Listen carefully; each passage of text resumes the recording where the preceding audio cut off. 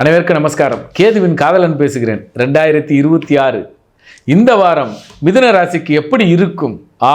மிதுனம் தொழில் ரீதியான ஒரு புதிய சிந்தனையும் புதிய செயல்பாடும் புதிதாக ஆரம்பித்தே ஆக வேண்டும். அல்லது இதனால் வரை வெயிட்டிங் லிஸ்ட்டில் வச்சிருந்த இதை பார்க்கலாம் என்றது இல்லை. இந்த வாரம் நீங்கள் களத்தில் இறங்கி களமாடுவீர்கள். தொழில் அல்லது புதிய தொழில் அல்லது பழைய தொழிலே ரீபூஸ்ட் பண்ணுவீர்கள்.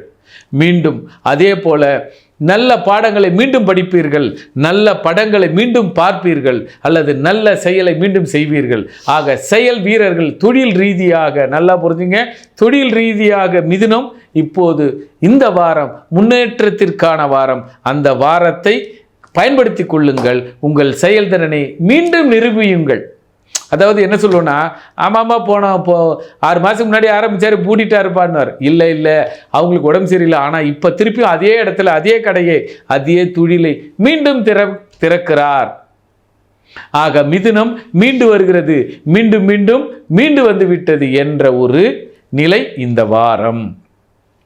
வீட்டில் உள்ள பெண்கள் அம்மாவும் இருக்கலாம், மனைவியாக இருக்கலாம், மாமியாராக இருக்கலாம். ஆக பெண் தெய்வத்தால் வணங்க வேண்டியவர்கள் நீங்கள்.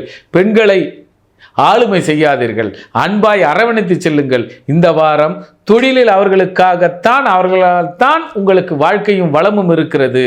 ஆக மதிப்பும் மரியாதை இருக்கிறது. ஆக மாமியார் வீட்டு வழியில் உங்களுக்கு அற்புதமான உதவிகள் காத்து கொண்டிருக்கிறது. வணங்கி செல்லுங்கள். உங்கள் வாழ்க்கையும் உங்கள் தொழிலையும் வளர்த்து கொள்ளுங்கள். ஆக மிதுனம் ஒரு சின்ன கண்ணை செய்வதாங்க. நீங்கள் ஆரம்பிங்க, மீதியெல்லாம் மற்றவங்க பார்த்துப்பாங்க. உங்கள் ஆரம்பம் தான் ஸ்ட்ரகிளாக இருக்குது. ஆனால் அதுக்காக சோம்பி உட்காந்துடாதீங்க. உங்களுடைய முயற்சி சட்டென்று உணர்ந்து கொள்ளும் உங்கள் திறமை இந்த வாரம் வெளிப்படும். இந்த வாரத்தினுடைய திறமைகளும் இந்த வருடத்தின் திறமைகளும் உங்கள் கைகளில் ஏற்றக்கூடிய ஒரு சிறு தீபம் போல அது பெரு ஒளியாக உங்கள் வாழ்வில் வளம் பெறும், பலம் பெறும்.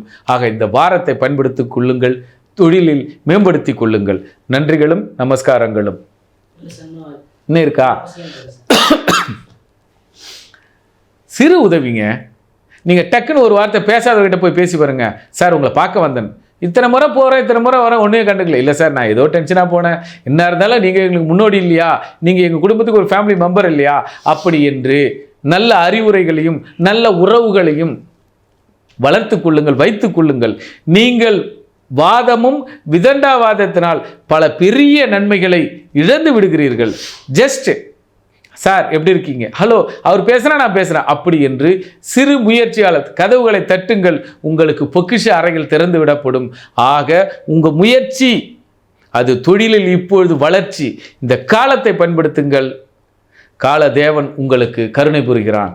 நன்றிகளும் நமஸ்காரங்களும்.